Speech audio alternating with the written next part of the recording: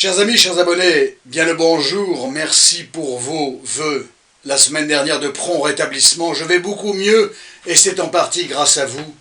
Vous m'avez boosté, vous m'avez réconforté, vous m'avez pensé, P-A-N-S-E-R, vous m'avez enveloppé de votre affectivité et vous n'imaginez pas ô combien ce fut réparateur.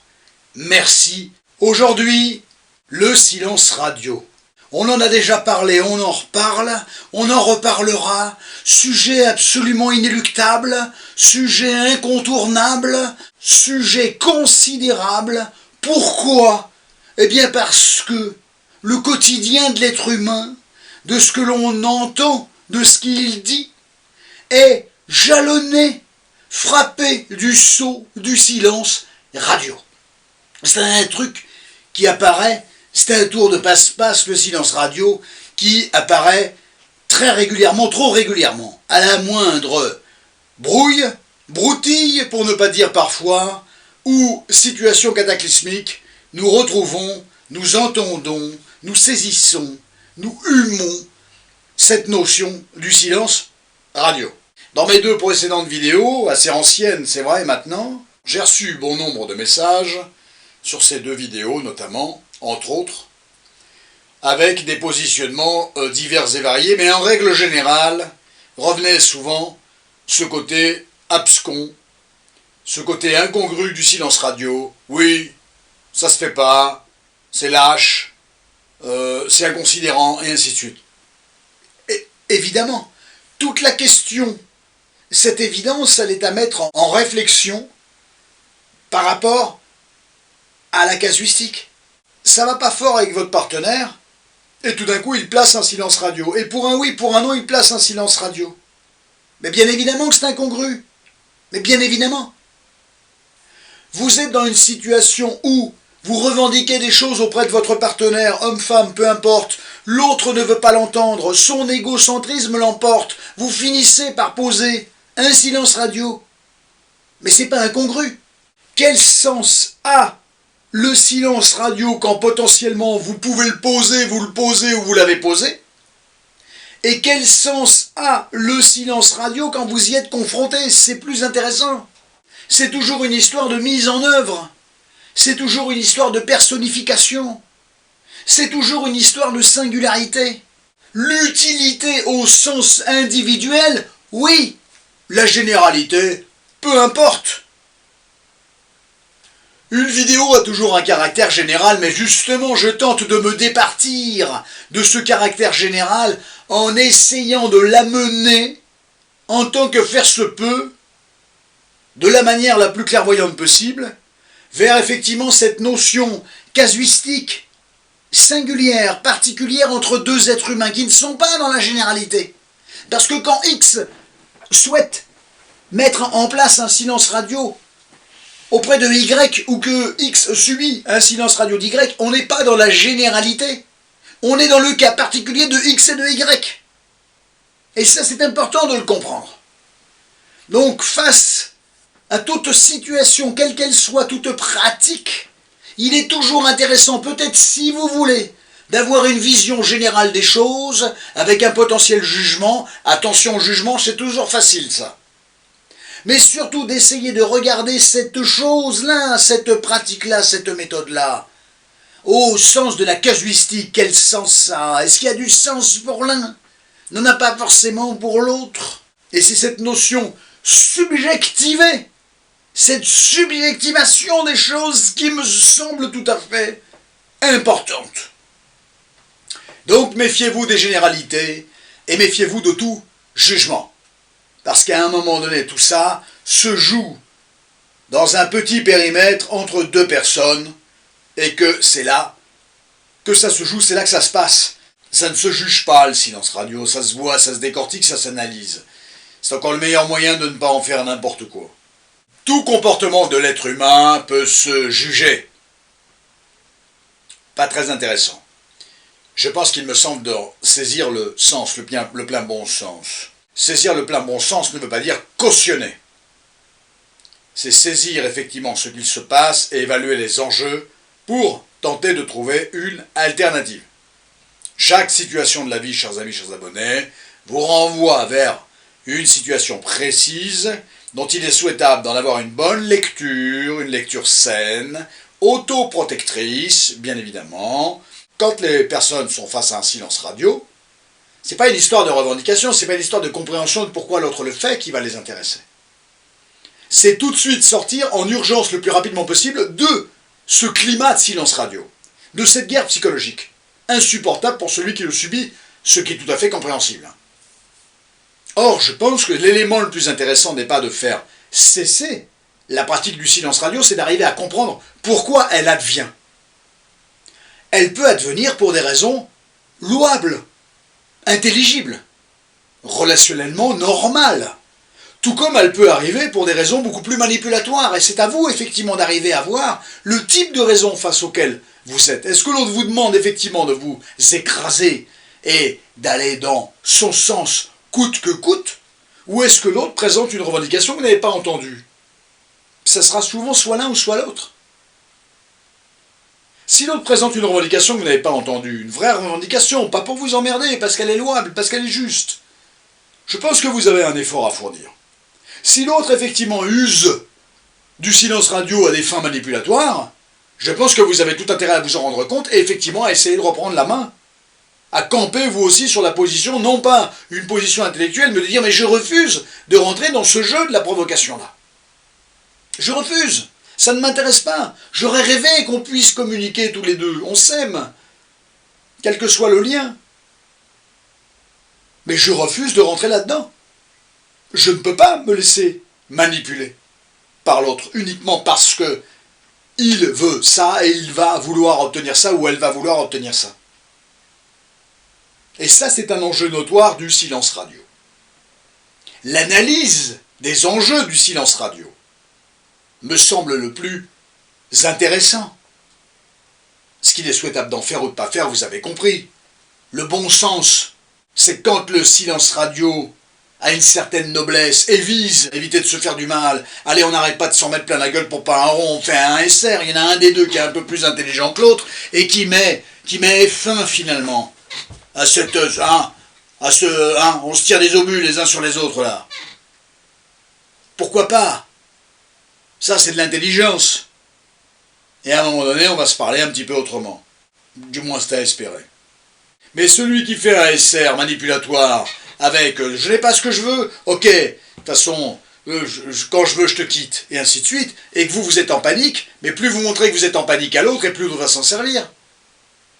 Vous renforcez le pouvoir de l'un, et vous n'avez plus rien, vous. Vous êtes suiveur, suiveuse, dépendant, probablement dépendant affectif. Que l'être humain dépende de quelqu'un d'autre, j'ai envie de dire, c'est pas une bonne chose, nous sommes tout à fait d'accord là-dessus. Mais c'est une structure psychologique, on se réveille pas un matin en disant « Allez, j'arrête d'être dépendant, j'ai autre chose à faire. Hein, j'ai pas le temps ce matin d'être dépendant. » Oui, bien sûr. Malheureusement, les dépendants affectifs sont souvent dépendants affectifs de quelqu'un qui n'est pas forcément le plus bienveillant. Eh bien, une fois sur deux, parce qu'il a capté la dépendance affective chez l'autre. C'est malheureux quand même que l'être humain, quand il a capté une faille chez l'autre, il s'en serve à des fonds et des fins personnelles. L'orgueil, quid de votre orgueil quand vous êtes dans ce genre de confrontation? Est-ce que c'est bon pour moi d'envoyer 40 milliards de messages à l'autre? Pour dire que c'est un salaud, qu'il me fait, voilà, qu'il me fait du mal, elle me fait du mal de faire ça, et ainsi de suite. C'est pas comme ça qu'on a gain de cause et c'est pas forcément bon pour vous. Restez digne, la tête haute, la tête haute. Même si ça ne tourne pas en votre faveur, restez la tête haute. Droit, la tête haute, un peu d'orgueil. Voilà, ça vous évitera de vous épancher là sur vous-même, de vous répartir en messages, de balancer 150 milliards de messages auprès de l'autre pour dire « Oh là là, je le vis mal, t'es dur, t'es méchant, t'es... » Quel sens ça a? Quand vous en avez ras-le-bol d'un partenaire, ou a fortiori celui-ci de vous, le silence radio, c'est un compromis. C'est un compromis entre une revendication, je souhaite faire passer un message, et la rupture. Ça, ce sont les deux extrêmes. Donc juste milieu, cette chose merveilleuse, n'est-ce pas, qui n'existe pas, serait de placer un silence radio. C'est une rupture de communication, mais ce n'est pas une rupture totale parce que je ne le veux pas, je ne veux pas quitter cette personne. Pas encore, pas tout de suite, pas maintenant. Mais néanmoins, comme cette personne n'entend pas ma revendication, effectivement, je suis obligé de poser des éléments de communication autres que ceux que je posais préalablement et qui n'étaient pas entendus. C'est un compromis entre le fait de se dire ça ne sert à rien de continuer de parler. Mon silence va revendiquer quelque chose de bien différent de ma capacité à communiquer qui de toute manière n'est pas entendu. Et effectivement, quelque part, un désir de rupture, parce que quand vous êtes face à quelqu'un à qui vous racontez quelque chose et que l'autre ne l'entend pas, effectivement, il peut toujours y avoir un désir de rupture. Le désir de rupture, c'est dans le sens de « j'en ai marre ». J'en ai marre, j'en ai ma claque de la manière dont l'autre intègre les informations que je lui transmets. Et j'en ai marre de ce qu'il me renvoie, je le vis comme une inconsidération, comme une blessure. Une non prise en compte des éléments que je lui propose, des éléments que je lui fournis. Une inconsidération.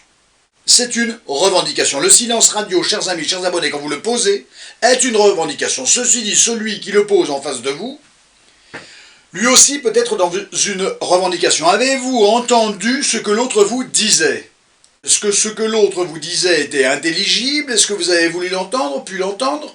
Est-ce que vous l'avez pris en considération ou est-ce que vous ne l'avez pas pris en considération? Parce que votre ego, votre orgueil, votre angoisse avaient pris le pas. Ce que je peux comprendre. On analyse, on décortique, on ne juge pas tout cela. Pas intéressant de juger. Concernant les comportements de l'être humain, c'est jamais intéressant de le juger, c'est intéressant de l'analyser. Donc comprendre les tenants et les potentiels aboutissants. Et ensuite d'envisager un certain nombre d'alternatives. Donc ce silence radio est un intermédiaire entre effectivement un désir de revendication et une idée de cessation potentielle. Mais comme elle est trop lointaine ou trop anxiogène, on cherche un juste milieu. Le silence radio pourrait être celui-ci ou celui-là. Élément de communication notoire, la politique de la chaise vide, chère au général de Gaulle, quant à la construction de l'Europe, notamment. Le silence radio, c'est un poker menteur notoire. Alors, comme on dit, pour mentir au poker, notamment, il faut avoir du jeu. Il y a des gens qui ont du jeu qui peuvent mentir, et il y a des gens qui n'ont pas de jeu, mais qui mentent très bien, si ce n'est plus, voire même si ce n'est mieux. En tout cas, le silence radio, c'est un jeu de poker menteur. C'est un bluff. C'est une épreuve psychologique. C'est une épreuve psychologique qui repose sur des éléments de fait. Pas de paroles, de faits, les faits. Le fait qu'il n'y ait pas de paroles, ça parle plus que le fait qu'il y en ait parfois. Et toute la question c'est, puisqu'on est deux, il y a deux gestionnaires. Et sur deux gestionnaires, il y en a forcément, à un moment ou à un autre, un qui est meilleur que l'autre. Meilleur ne me semble pas le bon mot. Plus habile que l'autre.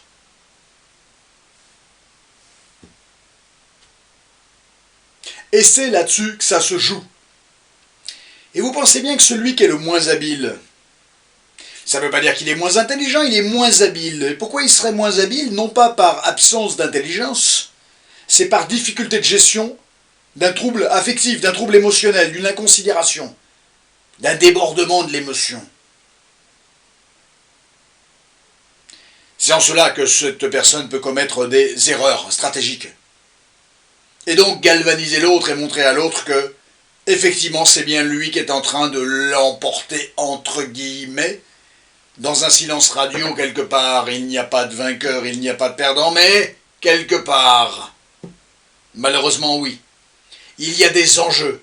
Et à partir du moment où il y a des enjeux, il va y avoir une résultante. Et cette résultante pourrait être assimilée à, dans l'interprétation, à quelqu'un qui semble l'emporter ou lâcher, et vice-versa.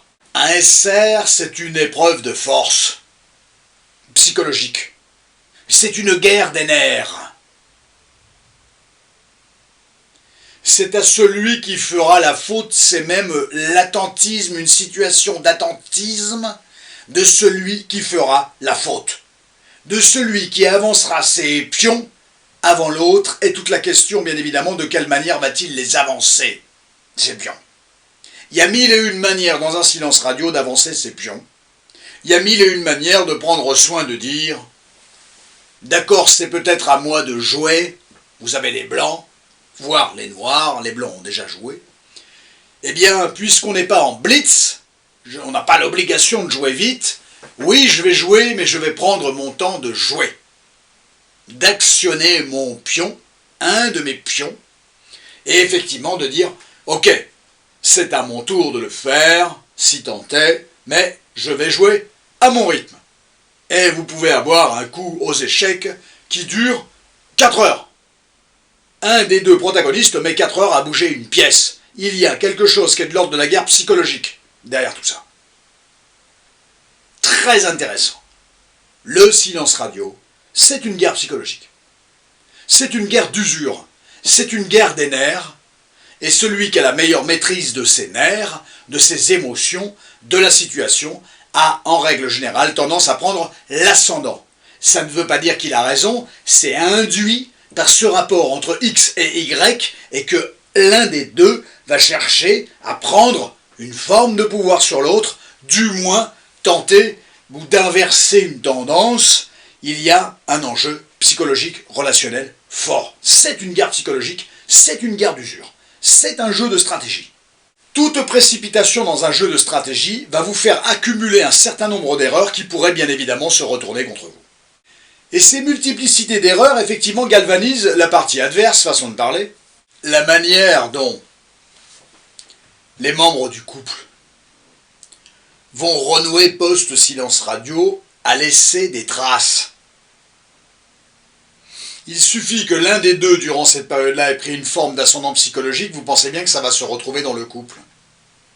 Et si effectivement ce protagoniste-là prendra soin de remettre en place un silence radio à la moindre embrouille, c'est pour retrouver effectivement cette sensation, cette notion de récupérer la main, l'ascendant psychologique. L'idéal d'une relation, vous le savez, c'est une équité totale entre les deux partenaires. Totale. 50-50. Malheureusement, combien de relations de couple sont totalement équilibrées? Très peu. Très très peu. Et vous avez des gens qui sont très dominants alors qu'ils sont les premiers à dire « Non, non, mais moi je veux les quitter. » Voire même « Vas-y, prends-en plus que moi. » Ce n'est qu'un discours. Ne vous laissez pas, chers amis, chers abonnés, impressionnés par un discours. On ne peut pas vous la faire, on ne peut plus vous la faire, vous êtes aguerris. Le silence radio, c'est un bluff. Qui avance sans réflexion est bien souvent perdant. Je ne parle jamais du mot facile, je ne parle jamais du mot simple, c'est une épreuve extrêmement complexe parce qu'il y a des éléments affectifs forts. Et si tant est que la personne qui a mis en place un silence radio reprend contact avec vous, bien souvent c'est comme si de rien n'était. C'est-à-dire que j'ai rencontré beaucoup de gens qui étaient capables de tenir une semaine, 15 jours, mais au moment où l'autre pointait le bout de son nez, allez vas-y hop, je refais toutes mes revendications. J'ai un petit peu l'impression que ça annule la manière dont vous étiez en train de revendiquer via votre silence radio. Ou via votre capacité à ne pas tomber dans le piège du silence radio de l'autre, c'est-à-dire d'envoyer, de le bombarder, effectivement, de messages.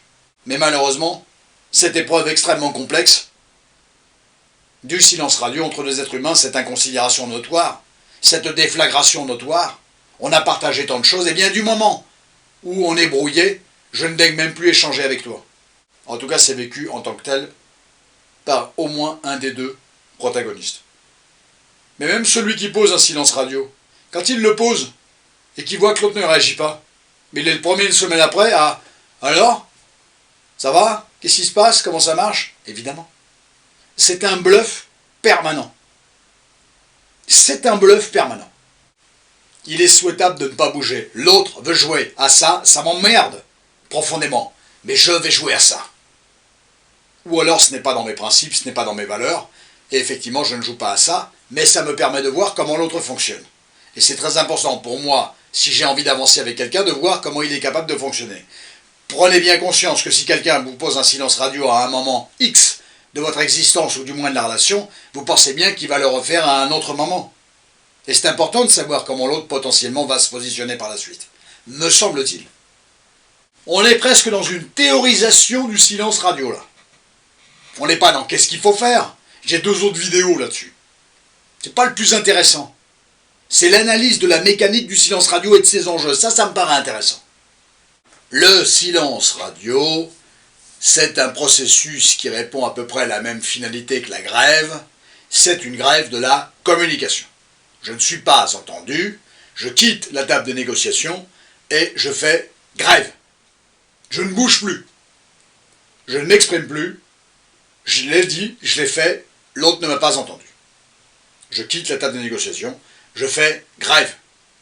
C'est un moyen de revendication, c'est un moyen de pression. Je ne m'exprime pas, j'attends que l'autre revienne vers moi et qu'il me montre, du moins qu'il prenne en considération les éléments que je lui ai proposés, mis à disposition. C'est pas gagné, mais c'est un processus. Le silence radio, c'est un moyen de revendication, c'est une grève. Je ne veux pas faire l'apologie de la grève, on est bien d'accord, mais c'est un processus de grève de la communication. Je suis en grève concernant la communication, je ne m'exprime plus. C'est un processus de grève. La grève peut avoir effectivement son utilité, mais à un moment donné, elle doit avoir une issue favorable. Sinon, ça peut gangréner des relations pendant des lustres. Tant que je ne suis pas pris en compte, je poursuis ma revendication. J'attends. Je veux être pris en compte, j'attends. Ça, c'est quand vous posez un silence radio. C'est pas impossible que l'autre pose le silence radio et qu'il vous renvoie à quelque chose que vous ne pouvez pas entendre. Il faut vous poser la question dans ces cas-là. Pas toujours évident, effectivement, de se rendre compte. Fondamentalement, j'aime bien parler de bouffe sur cette chaîne, et notamment en lien avec le cookie jarring de la semaine dernière. Merci d'avoir particulièrement apprécié cette vidéo. Où effectivement, en étant de fièvre, j'ai fait une vidéo qui m'a semblé très étonnante une fois que je l'ai revue. Et comme quoi on peut être malade, voilà, mais faire produire quelque chose qui est très étonnant. Toute la question, c'est qu'est-ce qu'on regarde? Et être malade, c'est quoi? Être malade, c'est être vivant. Et une fois qu'on est vivant, on en fait quoi? On se vit malade et donc on ne fait rien. On attend d'aller mieux. Ou tout en étant malade, c'est-à-dire en vie, plein d'envie, on tente de produire quelque chose. C'est le prisme que j'avais bien évidemment choisi. Et ça, c'est ce qui fonde ma vision à moi des choses. Choisissez votre camp, mais cette vidéo est tout à fait intéressante pour étayer ce genre de propos. Le SR, ça pourrait aussi être assimilé à une méthode de cuisine. Le SR, c'est une recette. Le SR, c'est comme les choux de Bruxelles. Ça, c'est l'une des plus grandes tirades que j'ai pu vous faire sur cette chaîne. Le SR, c'est comme les choux de Bruxelles. Mais oui, les choux de Bruxelles, ça dépend de la manière dont c'est cuisiné. Si c'est cuit à l'eau, bon, on sera unanimement d'accord pour dire que c'est relativement, je dis bien relativement, dégueulasse. Mais si c'est braisé, les mêmes choux de Bruxelles, pas ceux qui ont été cuits à l'eau, hein, d'autres, hein, voilà. Parce que 3 cuissons pour le même chou de Bruxelles, ça fait quand même beaucoup. Hein. Si le chou de Bruxelles, effectivement, il est braisé, ou mis au four, mélangé avec d'autres ingrédients, il peut avoir une toute autre saveur. Le SR, c'est comme le chou de Bruxelles. Ça dépend de la manière dont il est cuisiné. Il peut être cuisiné en mode, effectivement, immangeable. Tout comme il peut être cuisiné, autrement dit vu, bien évidemment, d'une manière, gustativement parlant, mangeable, supportable, tolérable. Je mangeais des choux de Bruxelles ce midi, dans un petit restaurant de quartier. J'aime pas ça d'habitude, mais il y avait que ça comme légumes, moi je suis plutôt très branché légumes. Petite confidence que vous mettrez dans votre escarcelle. Et le gars m'a amené effectivement des choux de Bruxelles au four, mélangés avec d'autres ingrédients. Coup de foudre, coup de cœur. Et je me suis dit, le silence radio, c'est comme les choux de Bruxelles.